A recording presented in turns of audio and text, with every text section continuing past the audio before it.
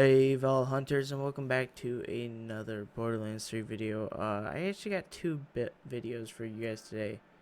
Apparently there's Monster Hunter Iceborne update that just completely ruined this video.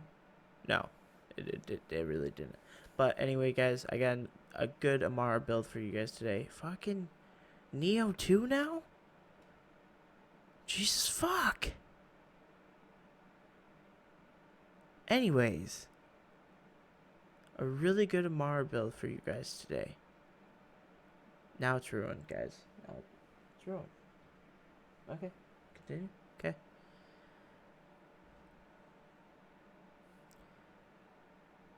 A really good Amara build for you guys today. Now I have two builds for you guys. I will be posting one today and one tomorrow. The first one is definitely more of a solo Amara build, and the other one is more if you're playing with a team and you're not completely taking every shot from the enemy. It definitely does help. But I used both these builds to try and go through them all on takedown, and the solo build is the only one that can. The build I'm showing you now. The other build, I was really slow, and I was just taking way too much damage, which I think if I actually just ran the spiritual driver with the build instead, it might be a little bit different. But that's the thing, the spiritual driver also hurts you a lot too in the process. So I think the second build is going to be more for group play. But going right into the build, we have 3 points in the personal space to increase our overall damage when we are closer to a target. Can't go wrong with the perk. We do have 2 points in the clarity, mostly to move down the tree, but clarity basically gives us health regeneration, and on action skill end, we double the effect, which really keeps us alive mostly because when we are shooting with our one of our perks that gives us lifesteal. With this, when we are reloading, we're still making sure we're having a little bit of survivability and healing our health. 5 points in the helping hand. After using her action skill, 15-second duration, you gain 40% damage reduction. And with the spiritual driver on, this thing can go up. And with spiritual driver, some people like to I think people recommend like 5 points in the mindfulness, and then some people recommend 5 points into helping hands. I usually like to have like maybe 3 in here and 2 extra in mindfulness, but it's however you guys want to play. This beautiful thing about Borderlands 3. And then from there, I do put 4 points in the arms deal, mostly for the splash damage, but we do get splash damage reduction, which in the Malawan takedown is nice. And like I was talking about before, 3 points of mindfulness for extra movement speed, shield recharge rate, delay, and it does stack up 25 times, so we basically get 75% increased movement speed and a shit ton of shield recharge rate delay. One with nature is gonna definitely keep us alive, especially if you're running your shock element right here with the action skill element. But let's say you're running shock, so we're gonna put on shock real quick. And with this perk, it makes so Amara gains increased max health and elemental damage resistance to her action skill element. That's the thunder. So let's say you're not running the transformer, and you apply this to your. I think I am running the transformer. Let's just put a stopgap on. See how we are taking shock damage, but look how much we're taking. We have the 40% damage reduction from our actual perk, and then we also have with this we have another 40%, so we're taking about 80% less damage. I think actually we're taking about 88% less damage because of where my skill points are at. But that just makes it so if you are applying status effect to yourself and you're running an elemental projector, which honestly you should be, it's up to you really. It's weird because I was doing testing and the elemental projector was doing more damage, and I'm sure it would do more damage if I had a level 57, which I have yet to get. But this one with nature just keeps you alive throughout the whole thing, especially when you're hurting yourself.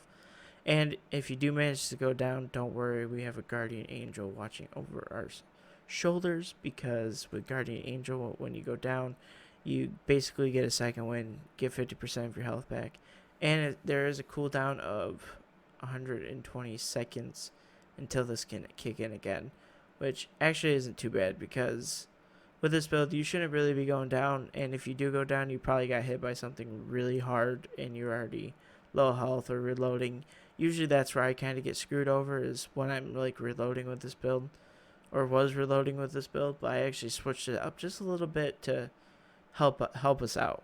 But going over to the blue tree, I only put 3 points into fast hands, mostly because of the reload speed.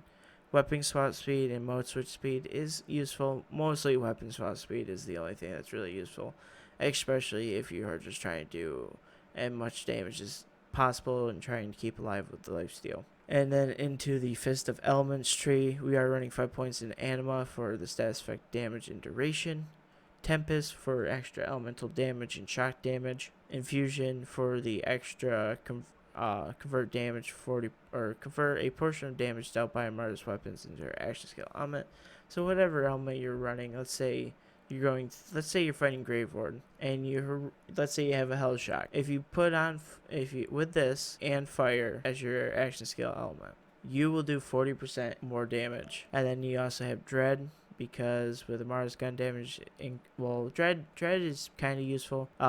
With this build, you're going to be phase grasping a lot, and sometimes you're going to phase grasp enemies. That's okay, because whenever an enemy whenever you do phase grasp the target, you increase your gun damage by 15%. You can't go wrong with the perk, and it's pretty useful. 1 point in deep ball to increase magazine size by 20%, because we're going to be shooting a lot and everything. Indiscriminate, mostly because we do love the ricochet, bullet chance. Everything about this perk is amazing. Pick it up. Sustainment 4 out of 5, 60% of damage dealt for lifesteal based on your elemental damage with her weapon. And then Conflux, whenever Amara applies a status effect to an enemy, she gains a chance to randomly electrocute, ignite, or melt that enemy. Really good perk, especially with the new Guardian perk that we get. Whenever we apply a status effect to the target, we get an increase of 5% damage. And then Forceful Expression, this basically is the same thing as Infusion, but with this, Mara's guns deal bonus elemental damage based on her action skill element. So let's say you are running a fire weapon and you apply this Soul Fire, you're going to do 18% more fire damage, and then on top of that another 40 to 60%. See where I'm going with this? Or if you switch up the build, and let's say you run let's say you're going through the Model 1 takedown, mostly I run corrosive and shock through the whole thing, and with a redistributor, I mean, you just cannot go wrong with this build, guys. But that's it for the skills, and that's all I'm going to be talking about today, guys. As far as the build goes, I traded a bunch of weapons over to my buddy, so I don't have any of my weapons that I got yesterday.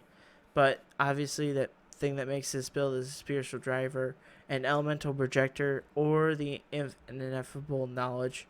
If you don't have an elemental projector, definitely an ineffable knowledge will do the trick until you get one. But it's still up in the air, like which is better.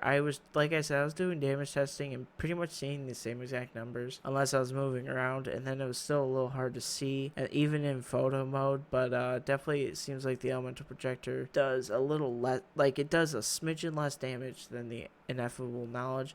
But the only difference is, my elemental projector can still get up to, I think they switched it to 109% or something like that. So it definitely can get more damage, and especially if I can get like a weapon damage or increase elemental damage or melt, with all the artifacts stats. It just depends on whatever you guys got at the time. And then with Amara, any elemental weapon works with her. You can pretty much do an insane amount of damage with anything. And obviously with shields and grenades, and base weapons, on action skill end is your best bet to basically deal increased shock damage, radiation, or to increase the weapon by 100%. Whatever you guys want, it will do just fine, especially with Amara, especially with this build. I hope you guys enjoyed the video. If you guys did, please leave a like. Subscribe if you're new to the channel. most people watch and they don't subscribe, but yet they still use the build, and I don't really get that. But yeah, guys, I hope you guys have a good one, and thank you all for watching. I'll see you in the next one.